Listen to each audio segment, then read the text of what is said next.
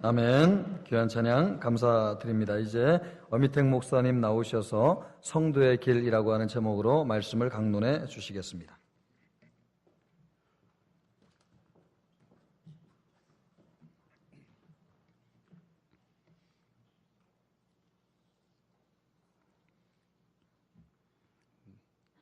제가 대학원을 가기 전에는 예수님이 너무 존경스러웠습니다.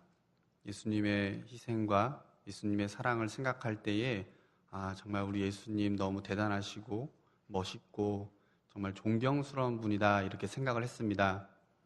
그러고 나서 제가 신학대학원을 가고 났더니 대학원에서 배우는 훌륭한 그 신학자들이 많이 나오더라고요. 칼빈이라든지 루터라든지 정말 쯔빙글리라든지 이런 분들이 너무 존경스럽더라고요.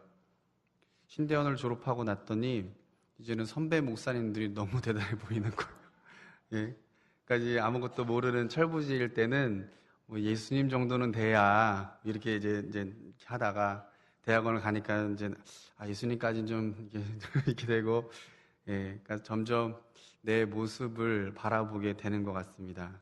그러니까 이 목회자로 살아간다라는 것이 여간 불편한 게 많은 것이 참 많습니다. 저는 참 몰랐던 것이 많이 있었는데요. 절제해야 될 것도 굉장히 많고 또 때로는 희생해야 되기까지도 한다 그럽니다. 저는 사실 희생을 잘 모르고 살았는데 한 번은 제가 아는 목사님이 교통사고가 났다고 했습니다. 큰 교통사고는 아니었습니다. 아마 미처 뒤에서 운전을 하던 차가 신호를 못 보고 실수로 들이받은 것 같습니다. 거의 100% 과실인 거죠. 그래서 그렇게 큰 사고는 아니었지만 그렇다고 해서 작은 사고는 아니었습니다. 내려서 합의를 보든지 보험 처리를 하든지 해야 되는 상황이었는데요. 내려서 이런저런 이야기를 했습니다. 사고를 확인하고 사진을 찍고 그다음에 이것을 경찰에 신고를 할지 아니면 보험회사를 넘길지 아니면 합의를 볼지 이제 여러 가지 생각으로 이제 목사님이 내렸다고 합니다. 그분도 이제 사고를 냈으니까 내려서 이제 미안하다 하면서 대화를 주고받거니 하는 상황 가운데에서 그분이 자기가 목사라는 것을 밝혔다라는 겁니다. 그러니까 갑자기 이분이 내가 사고를 낸 사람이 목사님이라는 것을 밝히자 갑자기 미소를 지으면서 목사님 계속 말끝마다 계속 그렇게 목사님 하시는 거예요. 그래서 이분이 교회를 다니는 분인지 안 다니는 분인지는 잘 모르겠지만 계속 말끝마다 목사님 이러니까 목사님이 왠지 목사님이니까 내가 좀 그냥 넘어가 줘야 될 것 같기도 하고 또 이분도 약간 목사님이면 이 정도는 그냥 좀 넘어가 주셔야 되는 거 아닙니까 하는 뉘앙스와 말투를 풍겼다라는 거예요. 그래서 혹여나 하나님 영광 가릴까 봐 그냥 가시라고 그냥 했다고 합니다. 그리고 이제 덜렁덜렁 거리는 범퍼를 끌고 이제 이렇게 운전을 하고 다녔다는 이야기를 들었습니다. 제가 이 이야기를 들으면서 참 이 땅에서 목회자로 산다는 것이 힘들구나 이런 생각을 많이 들었습니다. 뿐만 아니라 우리 성도님들도 이 성도라는 타이틀을 달고 그것을 밝히면서 이 땅을 살아내는 것이 얼마나 힘든 일이 아닐까 한번 생각을 해보았습니다. 왜냐하면 이 목회자와 성도라는 직분에는 자기 희생과 헌신이라는 단어가 너무나도 잘 어울리기 때문입니다. 성경이 그것을 말하고 있습니다. 특히나 오늘 성경 말씀에 보면 누구보다 희생하셨던 예수님의 모습이 잘 드러나 있는데요. 우리 마태복음 27장 38절 한 번만 다 함께 읽겠습니다. 시작. 이때에 예수와 함께 강도 둘이 십자가에 못 박히니 하나는 우편에 하나는 좌편에 있더라. 예수님의 희생 중에 오늘 본문이 말하고 있는 첫 번째는 예수님께서 강도 취급을 받으셨다라는 겁니다. 그러니까 지금 예수님을 강도와 함께 십자가에 못 박았다라는 것은 예수님도 강도 취급을 받았다라는 겁니다. 제가 어렸을 때에 강도 비슷한 사람을 만난 적이 있었는데요. 초등학생 때인 것 같아요. 아직도 너무 억울해서 생생하게 기억이 납니다. 야, 너 돈 있어? 라고 물어보더라고요. 제가 순간 여러 가지 생각이 지나쳤습니다. 있다고 하면 다 가져갈 것 같고 없다고 하면은 뒤져볼 것 같고 돈이 좀 있었거든요. 그때 주머니에. 그래서 순간 지혜롭게 대답을 했습니다. 1,000원밖에 없습니다. 그러더니 그거라도 달라 그러더라고요. 그래서 제가 손을 호주머니에 넣고 잘 꾸깃꾸깃 하다가 잘못 꺼내면 안 되니까 꺼냈는데 아차 5,000원짜리가 나온 거예요. 그래서 1,000원밖에 없다라고 제가 했는데 5,000원짜리가 나오니까 이 사람도 저를 당황스럽게 쳐다보고 저도 매우 당황스럽습니다. 주여 내 영혼을 받으시옵소서 기도하는 마음으로 제가 이제 그 돈을 이제 내주었던 왜 이게 나왔지? 하면서 그냥 주고 돌아왔던 적이 있었습니다. 돈을 강제로 뺏어갔지만 사실 이 정도를 가지고 강도라고 말하지는 않습니다. 강도라는 것은 자신의 목적을 위해서라면 상대방의 생명에 위협을 줄지라도 모든 것을 탈취해가고 앗아가는 사람이 아닙니까? 자기의 목적을 이루기 위해서는 사람의 생명까지도 해칠 수 있는 그런 사람을 우리는 강도라고 합니다. 참고로 오늘 본문에서 나오는 강도는 폭력적인 정치범을 일컬어서 말한다고 합니다. 우리 예수님과는 전혀 어울리지 않는 단어입니다. 우리 예수님이 어디를 봐서 강도와 같겠습니까? 칼을 빼든 베드로에게 칼을 집어넣으라고 말하고 예수님의 제자들이 복음을 받아들이지 않는다고 하늘에서 불을 내리겠다라고 말할 때 꾸짖으셨던 예수님 아닙니까? 그렇다면 우리 예수님과는 전혀 어울리지 않는 단어라는 거죠. 그럼에도 불구하고 십자가를 지우는 사람들은 예수님을 강도와 함께 십자가에 못 박았다라는 겁니다. 참고로 고대 사회에서는 사람을 사형시킬 때에도 예의라는 것이 있습니다. 그 사람의 직분이나 행한 일들에 대하여 사형 방식이라든지 사형 틀이라든지 사형당하는 사람들을 분류하는 것이 사형 제도의 기본 예의라는 것입니다. 그런데 예수님께서는 실제 사형을 당할 일도 안 하셨지만 강도 취급을 받으시는 것은 사실 너무 억울한 일이 아닌가, 너무 붕괴하거나 분노할 일이 아닌가 한번 생각을 하게 됩니다. 그런데 사실 우리의 마음을 더 아프게 하는 것은 이것이 강도와 함께 십자가에 못 박혀 죽는 것이 구약 성경에 예언되어 있다라는 사실입니다. 이사야 53장 이는 그가 자기 영혼을 버려 사망에 이르게 하며 범죄자 중 하나로 헤아림을 받았음이니라. 구약 성경에 예언이 되어 있다라는 것은 사실 하나님께서 그렇게 계획하셨다라는 거 아닙니까? 하나님의 경륜 속에 감추어 두셨던 것을 이제야 밝히셨다라는 것 아닙니까? 우리 예수님께서 얼마나 힘드셨을까요? 저는 조금만 억울한 일을 당하거나 나의 권리가 침해당했다라고 생각을 하면 저는 밤에 잠이 안 옵니다. 이게 막 분노가 일어나고 심장이 벌렁벌렁거리고 억울하고 그래가지고 막 너무 막 잠을 못 자요. 그리고 무릎을 꿇고 하나님 앞에 기도하죠. 다윗이 했던 저주 기도를 퍼부으면서 하나님 저 사람이 나한테 저렇게 했습니다. 사실 이게 제 모습입니다. 제가 많이 부족합니다. 기도 많이 해주시죠.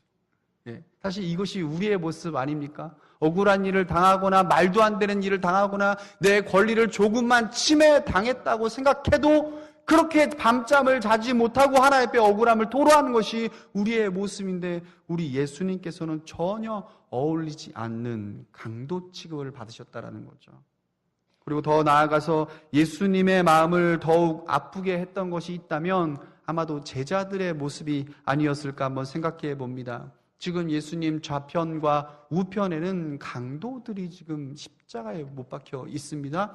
사실 이 우편과 좌편의 자리는 강도들이 아니라 야고보와 요한의 자리가 아니겠습니까? 마가복음 10장에 세베대의 아들 야고보와 요한이 주께 나와 여짜오되 선생님이여 영광 중에서 우리를 하나는 주의 우편에 하나는 좌편에 앉게 하여 주옵소서. 야고보와 요한이 했던 고백이었습니다. 무식하고 할 줄 아는 거 하나 없는 제자들을 3년 동안 가르치시고 먹이시고 권위를 주고 그로 인하여서 예수님 때문에 이스라엘 전역을 떵떵거리면서 사역할 수 있었던 제자들 아니었습니까? 예수님 때문에 온 이스라엘을 누볐던 사람들이 바로 예수님의 제자들 아니었습니까? 예수님 때문에 그렇게 가능했다라는 겁니다. 그러나 예수님께서 십자가 지실 때 아무도 없었습니다. 지나가는 사람들은 머리를 흔들며 모욕하고 대제사장들과 서기관들과 장로들도 희롱의 말을 했다라고 말을 합니다. 이것이 사람들의 심리인 것 같습니다. 군중들의 심리인 것 같습니다. 영웅을 좋아하죠. 대단해 보였을 때 너무나 좋아합니다. 연예인들을 좋아합니다. 사람들이 따르는 사람들을 좋아하지만 하나님의 사명을 십자가로 감당할 그때에는 멸시와 천대를 함께 동참하는 것이죠. 이사야 53장 4절. 그는 실로 우리의 질고를 지고 우리의 슬픔을 당하였거늘 우리는 생각하기를 그는 징벌을 받아 하나님께 맞으며 고난을 당한다 하였노라. 예수님께서 사명 감당하시는 것도 모르고 모든 사람들이 예수님을 십자가에 못 박고 저주를 하니까 하나님 앞에 매를 맞는다라고 생각을 했던 거죠. 두 번째로 예수님께서는 무엇을 희생하셨을까요? 어떤 억울한 일을 당하셨을까요? 우리 40절 말씀입니다. 마태복음 27장 40절 우리 함께 읽겠습니다. 이르되 성전을 헐고 사흘에 짓는 자여 내가 만일 하나님의 아들이거든 자기를 구원하고 십자가에서 내려오라 하며. 예수님께서 희생하신 두 번째는 묵묵히 십자가의 길을 걸어가셨다라는 겁니다. 십자가를 지신 예수님을 향해서 사람들이 외쳤습니다. 당신이 만일 하나님의 아들이거든 십자가에서 내려오라. 사실 이 말씀은 우리가 어디서 많이 본 말씀입니다. 예수님께서 마귀에게 시험 받으실 때에 마귀가 예수님께 했던 말과 좀 뉘앙스가 비슷합니다. 내가 하나님의 아들이거든 이 돌들을 명하여 떡덩이가 되게 하라. 그러니까 하나님의 아들이라면 증명해 보이라는 겁니다. 그러니까 예수님의 사역 시작부터 마지막까지 사탄은 계속해서 공격했다라는 겁니다. 내가 하나님의 아들이거든, 너가 하나님의 아들이거든, 당신이 하나님의 아들이거든 증명해 보이라는 겁니다. 십자가에서 내려오라는 겁니다. 그러니까 십자가를 질 것인지 아니면 그것을 뿌리칠 것인지 계속해서 예수님 안에서 갈등하게 만들고 유혹하게 만들었던 마귀의 전략이었던 거죠. 사실 십자가에서 내려온다라는 것은 로마의 정권을 무너뜨린다라는 의미가 좀 있을 것 같습니다. 두 번째는 사람들에게 인정받는 일입니다. 세 번째는 사람들의 필요를 채우는 일입니다. 그런데 참 놀라운 것은 우리 예수님께서 지나칠 정도로 반응을 안 하신다라는 겁니다. 아무 대답도 하지 않으시고 아무 말도 하지 않으시고 그냥 묵묵히 계속해서 십자가를 지시고 십자가에 못 박혀 죽음을 당하셨습니다. 그냥 묵묵히 십자가를 지고 걸으셨고 못 박히셨습니다. 사람들은 로마 병사들이 예수님께 십자가를 지우고 못 박은 것처럼 보이지만 어찌 보면 이것은 예수님 스스로가 그렇게 하신 겁니다. 왜냐하면 예수님은 얼마든지 십자가라는 사형 틀을 한순간이라도 집어 던질 수 있는 능력과 영광이 충만한 분이시기 때문입니다. 제가 한때 즐겨봤던 사극 드라마가 있었는데요. 한 왕이 백성들을 위해서 큰 일을 준비하고 있었습니다. 소위 말해서 대업을 준비하고 있었습니다. 그러다 보니 그 일을 방해하는 세력들이 만만치 않았는데요. 큰 일을 하다 보면 크게 방해하는 사람들을 만나게 되는 법이죠. 심지어 왕을 죽이기 위해서 계략을 품고 암살자까지 준비를 하고 있었습니다. 그런데 그것이 각자의 명분과 대업이라고 생각을 했기 때문에 누가 누구를 설득할 수 있는 상황도 아니었습니다. 이때에 이 왕이 자기를 죽이려고 하는 그 암살자를 알게 되고 그리고 그와 1대1로 마주치게 됩니다. 그러면서 그 상황에서 그 왕이 그 암살자에게 이렇게 말을 합니다. 너는 너의 길을 가라. 나는 나의 길을 갈 것이니. 성경을 읽을 때 아무 생각 없이 읽어야 할 부분들이 사실 많이 있습니다. 조금이라도 감정을 이입하거나 성경의 정황과 신학적, 논리적, 신앙적 정황을 살펴보면서 성경을 읽으면 예수님이 꼭 과연 이렇게까지 하셔야 했는가 하는 분노가 일어나오기 때문에, 그런 생각 때문에 우리의 마음이, 성도들의 마음이 터져버릴 것 같아서, 특히 이 예수님께서 십자가를 지는 대목에서는 이러한 생각을 안 할 수가 없습니다. 과연 예수님이 이렇게까지 하셔야 했는가? 저는 사실 오늘 본문에서 우리 예수님이 아무 말씀도 대꾸도 안 하셨지만 친히 십자가를 묵묵히 지는 그 모습을 우리에게 보여주시면서 이렇게 말씀하시는 것 같습니다. 나는 나의 길을 갈 것이니 너희는 너희의 길을 가라. 나는 나의 길을 갈 것이니 너희는 성도의 길을 가라고 마치 우리에게 말씀하시는 것 같습니다. 마태복음 10장 38절, 자기 십자가를 지고 나를 따르지 않는 자도 내게 합당하지 아니하니라. 오늘 본문에는요, 네 종류의 등장인물들이 나오고 있습니다. 첫 번째는 지나가는 사람들입니다. 두 번째는 종교 지도자들이고요. 세 번째는 강도들이고 네 번째는 예수님의 모습입니다. 물론 성경에서는 이 각 사람들의 입장을 너무 정확하게 설명해 주고 있습니다. 지나가는 사람들은 예수님을 모욕하는 입장에 섰던 사람들입니다. 종교 지도자들은 예수님을 희롱하는 입장에 섰던 사람들이고요. 강도들도 똑같이 예수님을 욕하는 입장에 섰던 사람들입니다. 예수님은 말할 것도 없습니다. 하나님께서 주신 소명과 사명을 묵묵히 감당하는 자리, 그런 입장이셨죠. 이것을 조금 다르게 표현하자면 하나님께서 우리에게 주신 사명에 대하여 어떠한 입장을 취할 것인지, 누구의 모습으로 하나님 앞에 설 것인지를 표현해 볼 수 있다라는 겁니다. 그렇다면 우리는 여기서 이 질문을 피할 수 없습니다. 나는 지금 어디에 서 있습니까? 더 나아가서 성경의 이러한 등장인물들의 공개적인 노출은 때론 우리에게 어느 입장의 자리에서 삶을 살아낼 것인가를 강하게, 강력하게 도전하는 모습으로 우리에게 나타나기도 한다는 겁니다. 사람들은 저마다 각자의 자리가 있습니다. 각자의 입장이 있습니다. 그리고 그 입장 차이에 따라 사명을 감당하는 사명자를 질타하기도 하고 자신을 정당화하기도 합니다.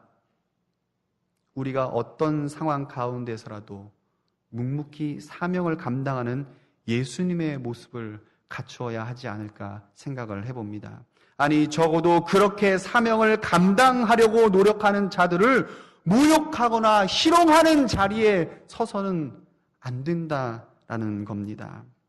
말씀을 정리하려고 합니다. 하루는 한 집사님이 저에게 고민을 털어놓으시면서, 제가 전도사 때 자녀에 대한 고민이 있다고 하시면서 이런저런 고민을 털어놓으시는 거예요. 우리 애가 나중에 커서 뭐가 될지 모르겠습니다. 저한테 이야기를 하시는 거예요. 아, 그렇습니까? 아이가 무엇을 잘합니까? 무엇을 좋아합니까? 뭐 특별히 잘하는 것이 있습니까? 여러 가지 질문을 하다가 알아낸 정보들이 몇 가지 있었습니다. 교회를 좋아한다라는 거예요. 근데 공부는 고만고만하다라는 거고, 사회성도 좀 있는 것 같고, 그리고 이번 수련회 때 은혜 많이 받았다라는 거예요. 그리고 가끔 새벽기도도 나온다라는 거예요. 그래서 제가 집에 가서 기도할 때 이런 정보들을 취합해 보니까 목사님이 돼야겠다는 생각이 들었어요.